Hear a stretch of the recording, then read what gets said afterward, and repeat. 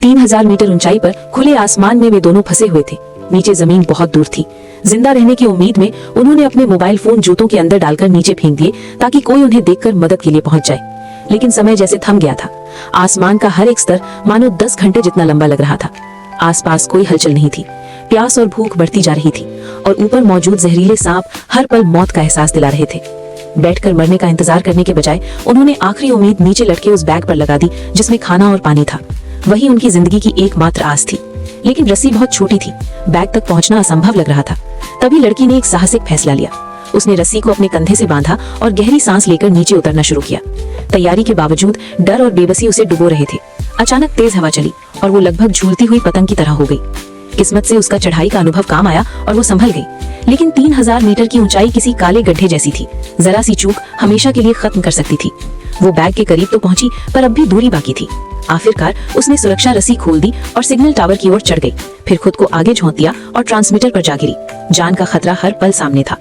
ऊपर खड़ी लिसा ये देखकर कांप गई। अब सबसे बड़ा सवाल था, वो वापस कैसे आएगी? रस्सी ही एकमात्र सहारा थी, पर वो पहुंच से बाहर थी। लिसा चिल्लाई, उसे हिम्मत देती रही। जिंदा रहने की जिद ने लड़की को आगे बढ़ाया। उसने बैग को रस्सी में बांधने की कोशिश की। हाथ कांप रहे थे, हर हरकत अनिश्चित थी।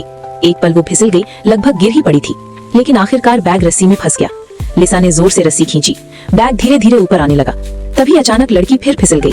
सौभाग्य से उसने बैग को पकड़ लिया और गिरने से बच गई। काफी देर की मेहनत के बाद वो ऊपर पहुंच गई। लेकिन जब लिसा ने उसे देखा, उसका दिल बैठ गया। उसके हाथ लहूलुहान थे, चेहरा खून से ढका हुआ था। थोड़ी ही देर में लिसा समझ गई उसकी सबसे अच्छी दोस्त अब नहीं रही।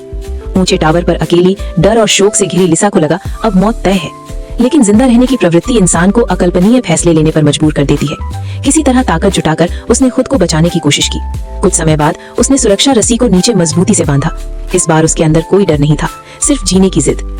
जब वो लॉन्च प्लेटफॉर्म तक पहुंची, उसने छलांग लगाई और अपनी दोस्त को आखिरी बार याद किया। आंसू उसकी आंखों से बह निकले। उसने अपना फोन निकाला, एक संदेश लिखा और दोस्त के जूतों में डाल दिया। फिर जूते नीचे फेंक दिए।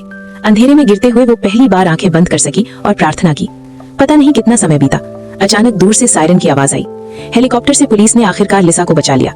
जब उसने जमीन को अपने पैरों तले महसूस किया, उसकी आंखों से आंसू बह निकले, इस बार राहत के। उस भयानक अनुभव के बाद लिसा जान चुकी थी वो फिर कभी किसी जानलेवा सिग्नल टावर को चुनौती नहीं देगी।